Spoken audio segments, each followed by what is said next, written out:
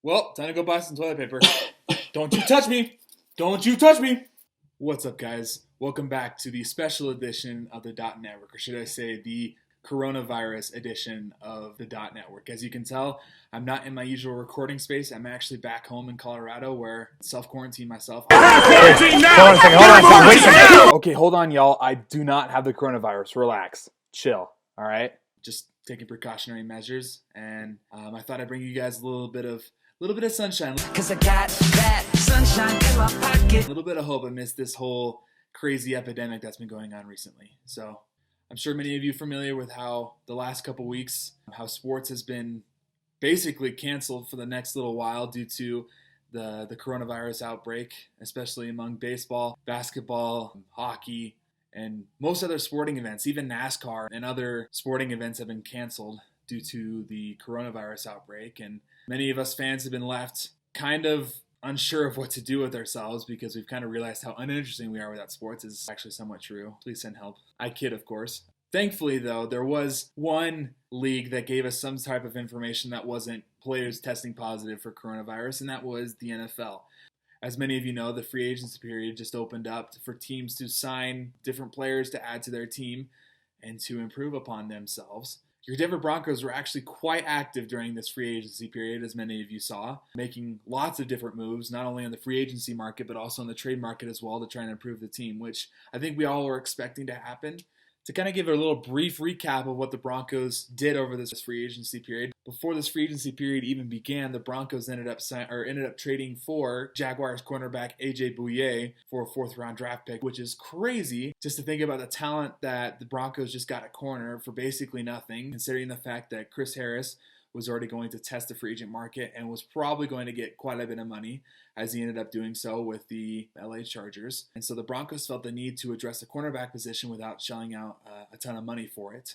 And they ended up doing so in a really pretty good cornerback. He was a Pro Bowl cornerback with many successful seasons and ranked as one of the best corners in the NFL. And so if he can kind of get himself back together, get himself familiarized with the system, I believe he could step back up and be the number one cornerback that he was previously. Following the A.J. Bouye trade, the Broncos ended up making their first free agent signing of the free agency period, picking up offensive lineman Graham Glasgow from the Detroit Lions for a 4-year contract of $44 million. And to be honest, I feel like he's a really solid pickup, helping out the Broncos address their offensive line needs, filling the gap of Connor McGovern after he left during the offseason, as well as Ron Leary, and kind of gives the Broncos a little bit of a steady piece amidst the offensive line and helps further solidify it so that Drew Lock isn't running for his life back there at quarterback.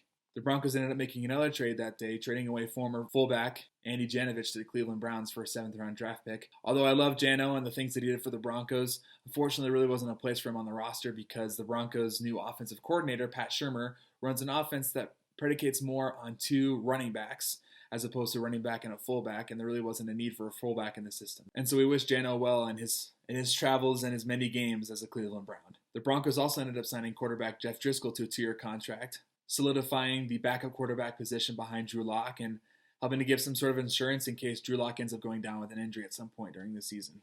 The Broncos also needed another massive trade for a massive man, a former Pro Bowl defensive end, Jarrell Casey, which they acquired from the Tennessee Titans for another 7th-round pick. Will be a huge addition and will help kind of replace the loss of Derek Wolfe along the defensive line and give another pass-rushing threat opposite of Von Miller and Bradley Chubb. The Broncos also need another move at the running back position, kind of further solidifying the Andy Janovich trade when they signed former Chargers running back Melvin Gordon to a 2-year, $16 million contract, which is a lot of money for a running back. But if he ends up producing like he did in some of his best years as a Charger, then him and Philip Lindsay could go off and have a big year this year behind a new fortified offensive line and behind a quarterback that defenses actually might be afraid of to play against. The Broncos also picked up tight end Nick Vannett to help solidify the tight end depth behind Noah Fant.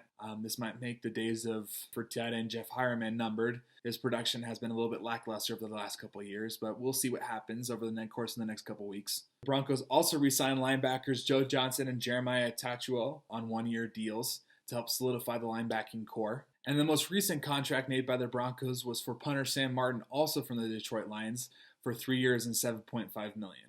Also, while making this video, the Broncos re-signed defensive lineman Shelby Harris to a 1-year, $3.25 million deal. So good on to Shelby, and we'll get back to the video. All these signings and trades point to one thing in particular. The Broncos are tired of sitting in the AFC West cellar. They're ready to make an impact now. They're ready to make the playoffs now.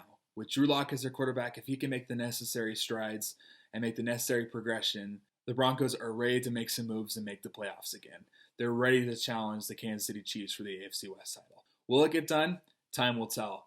There's still plenty of time left in the free agency period, as well as the NFL draft is coming soon. The Broncos have plenty of draft picks in order to make some moves, as well as to pick guys that'll compete at each of those potential spots. For example, wide receiver, which I totally made a video about, and you guys should definitely watch. I'll put the link in the description. But overall, so far, I've liked their free agency period. They've made a lot of improvements, especially along the offensive and defensive line and at cornerback. And the Broncos look to compete. They look really good. They need a couple pieces, and they need a couple guys to step up. But they definitely have what it takes to make the playoffs again. The Broncos can and should compete this year, especially with teams like the New England Patriots, Pittsburgh Steelers, and Houston Texans all looking worse for wear, and other teams not looking prepared to take the next step towards playoff contention. The Broncos are right there. They're a sleeper team. While they may not be ready to compete with Super Bowl champion Kansas City Chiefs for the AFC West or for the AFC Championship, the Broncos are definitely there for playoff contention. And should the necessary players make big steps up, including Drew Lock and other players, the Broncos can definitely make a playoff spot. Thank you guys so much for watching. Let me know in the comments below, what do you guys think? What grade should we give the Broncos after their offseason? Is it A? Is it a B? Is it a C? Is it worse? I don't know how you can think it's worse, but if you do, put it down in the comments below.